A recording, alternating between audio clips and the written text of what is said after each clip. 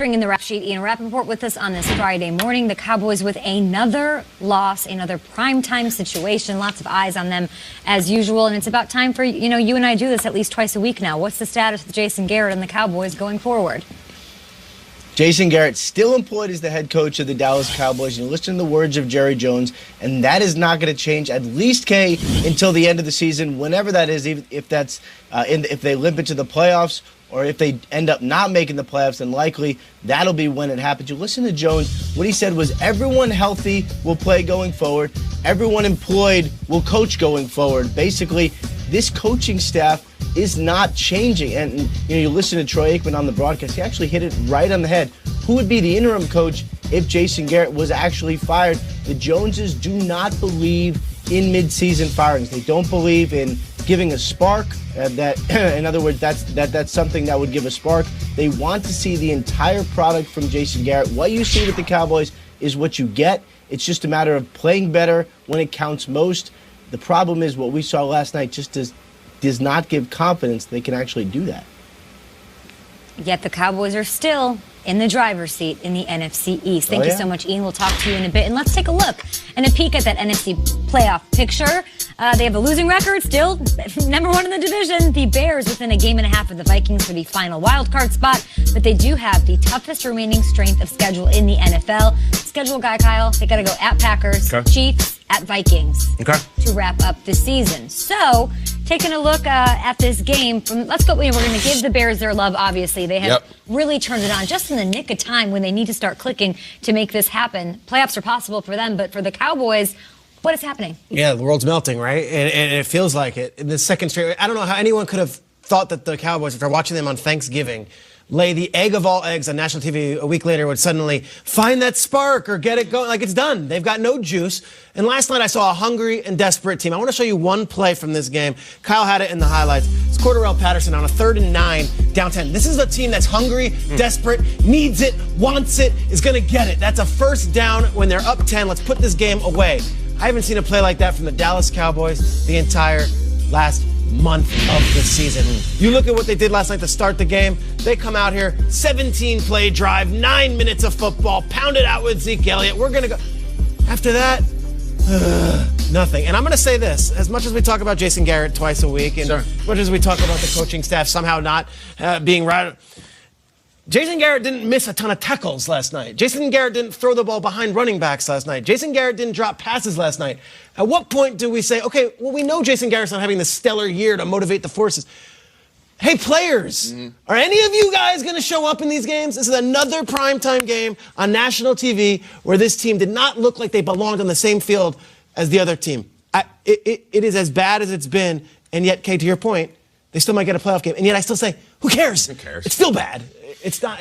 Cowboys are in a bad place right now. Yeah, they are, Peter. The Bills too. Remember, they scored on the Bills, and everyone's like, "Oh, here we go!" Nope, did not go that way. Yeah, we talked about it. You said it yesterday. Start fast and finish the game, and they didn't do that.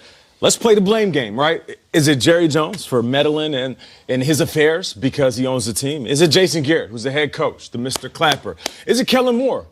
Is it the players? Is it the balls dropped? Is it defenders who wasn't making the plays? Is it Dak Prescott, who I saw him skip a couple of balls last night? It truly doesn't matter because this game was about placement for both squads. For the Cowboys, it's about placement. Where are they at? They're 6-7. They're still at the top of the division. They're undefeated, 4-0 in the NFC East. It's about placement. I'm not being an apologist for the Cowboys. I don't want anybody to get this twisted at home saying, Nate, you're sticking up for your squad. It's not even my team. All I'm saying is it's about placement, and right now they still have an opportunity to correct and win their division and possibly do something moving forward. And then with Mitch Trubisky, it's about placement. His ball placement last night was phenomenal. That's all I got to say, Kyle. Look, we've been talking about the Cowboys all day. Enough about the poor, unfortunate Dallas Cowboys. How about these Chicago Bears? Woo! How about Mitch? Huh? Look at us. Huh? Look at us. Look at us. Look at us. Screaming, smiling, and I think, you know what else is important to look at? Let's go back a few weeks. Chicago Bears played the Los Angeles Rams on national television, and he had a moment right here where Matt Nagy is having this long monologue into Mitch's ear at the end of another loss, removing him from the game. Everybody's guessing, is this it? Is he benched for the season? Is he done with the Bears? Hell no. Nagy has never wavered, ever. He has never done it. And let me say this about Mitch. For all his faults maybe as a quarterback, No one is built better to block out the noise. Mitch Trubisky does not do social media at all. He goes to local restaurants in the north suburbs within a mile of his house. It's ball, home, turn off the TVs in the facility. Everybody laughed at it. Maybe it serves him well. And on the field, guys, he was running last night like he hasn't run since North Carolina.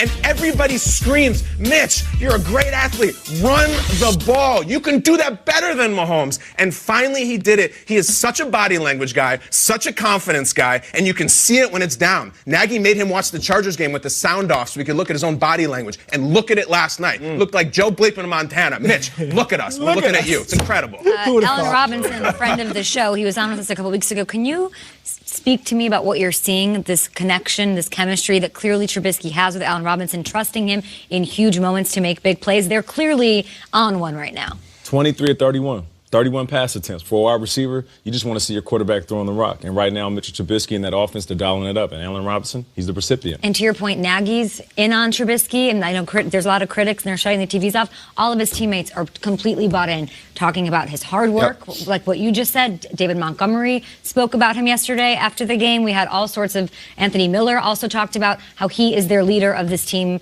just through and through, and maybe he'll lead them right to the playoffs. You almost feel like Nagy laid down in front of the tracks and said, this is my guy through thick and thin, and like maybe that helps when a quarterback gets that from his head coach. I think the Nagy-Trubisky thing is a fascinating storyline. That's a guy who's got his quarterback's back. The Vikings game is going to be fascinating. Yeah. Oh, yeah. Look, they got a lot of work to do. Hey, they've handled the Vikings the last couple times. They have. Hey, Go to